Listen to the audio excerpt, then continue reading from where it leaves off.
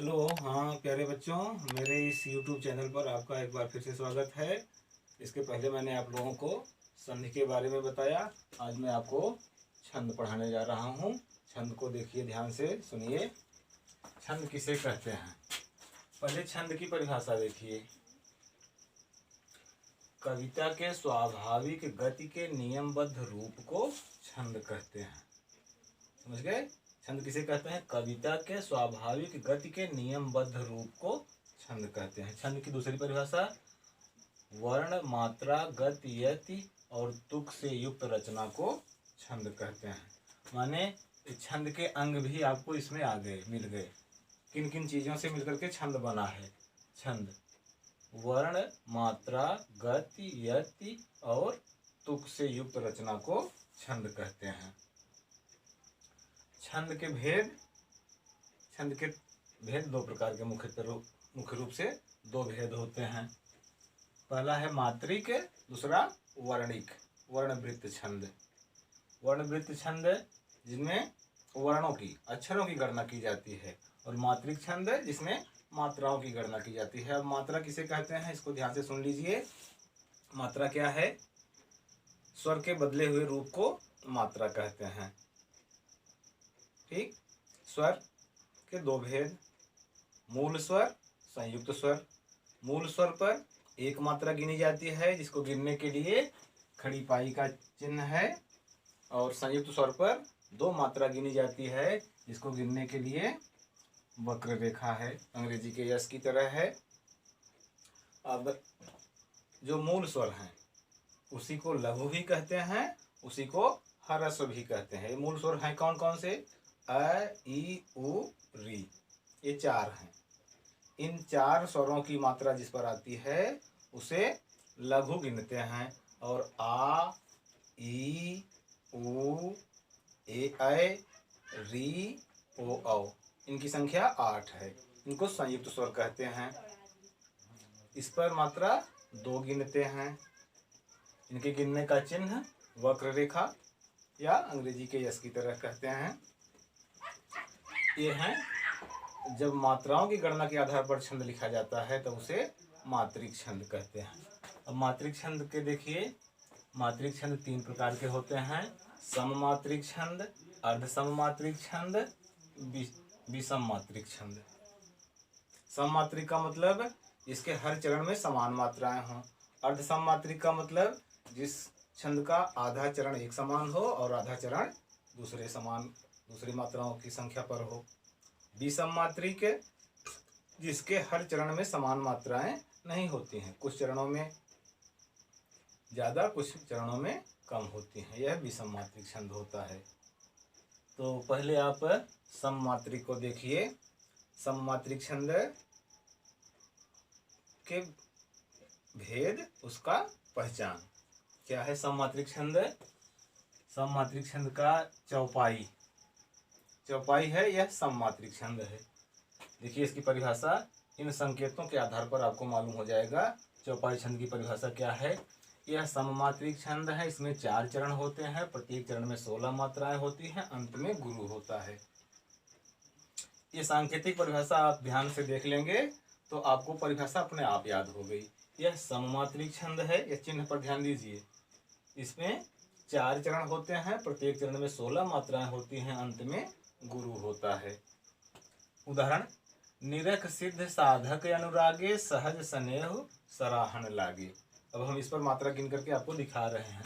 देखिए, न पर छोटी की मात्रा है लघु, र पर लघु, देखते जाइए।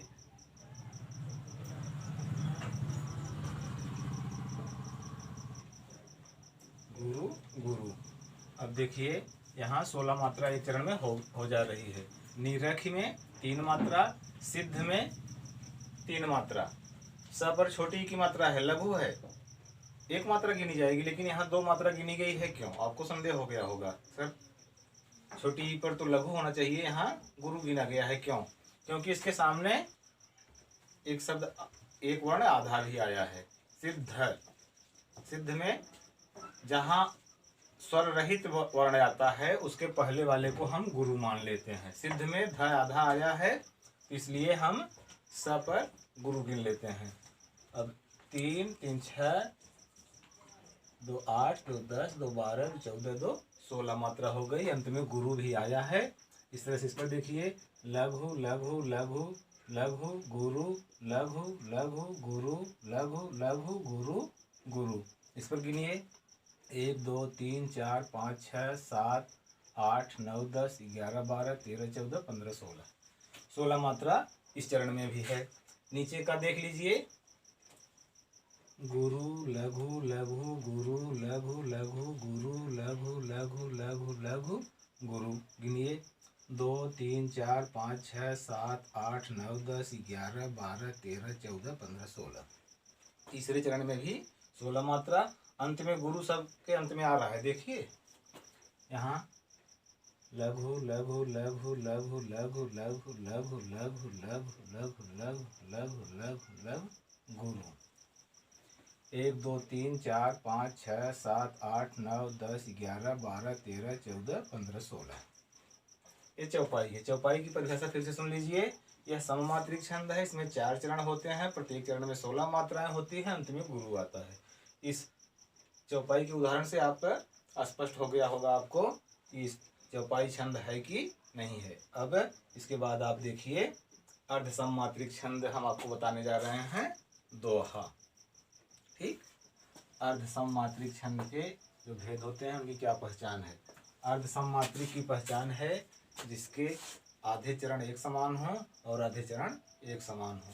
अर्ध सममात्रिक छंद का पहला भेद है दोहा। दोहा की सांकेतिक परिभाषा देखिए, यह अर्ध सममात्रिक छंद है।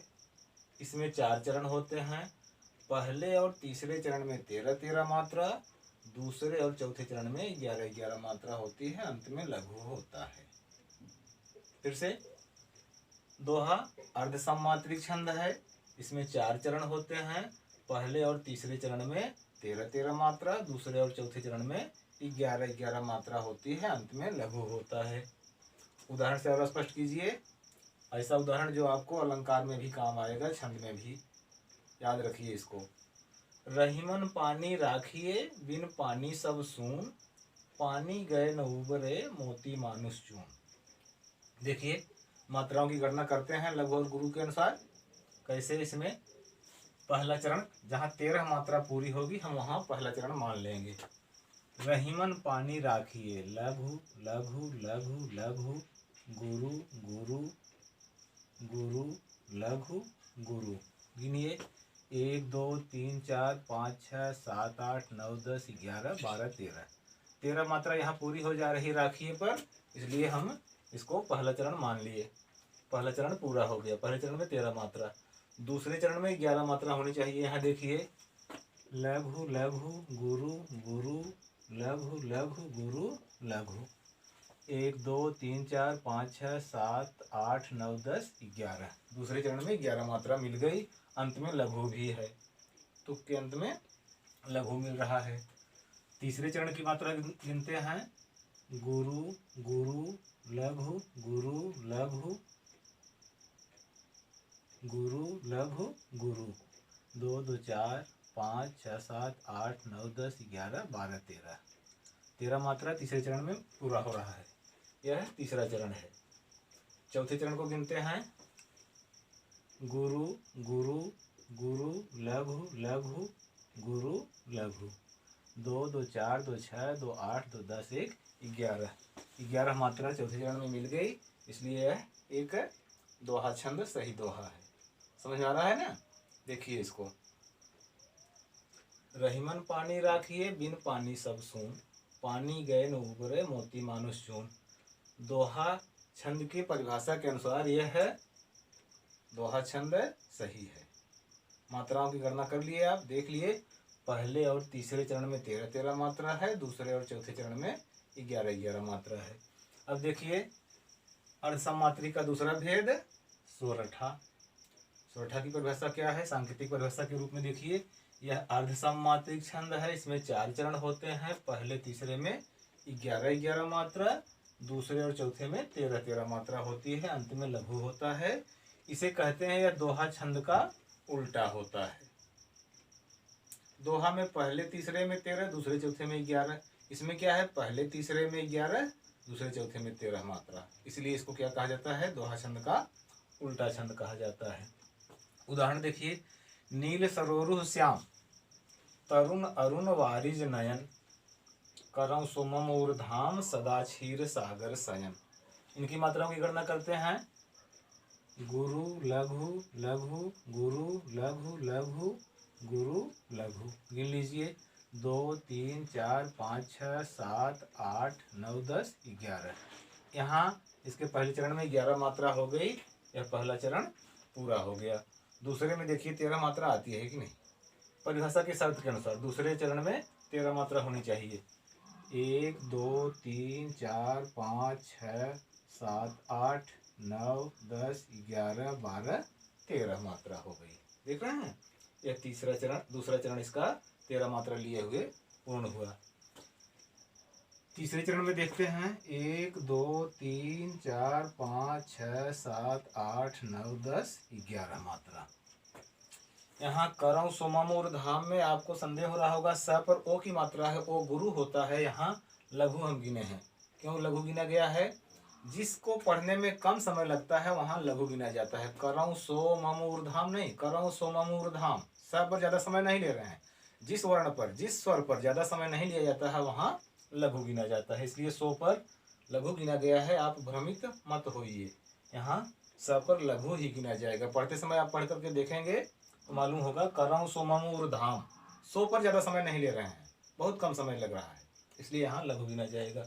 चौथा चरण स्पष्ट करते हैं, लघु गुरु गुरु लघु गुरु लघु लघु लघु लघु लघु। देखिए 13 मात्रा चौथे चरण में होती है कि नहीं। 1 2 3 4 5 6 7 8 9 10 11 12 13, चौथे चरण में 13 मात्रा पूरी हो जाती है।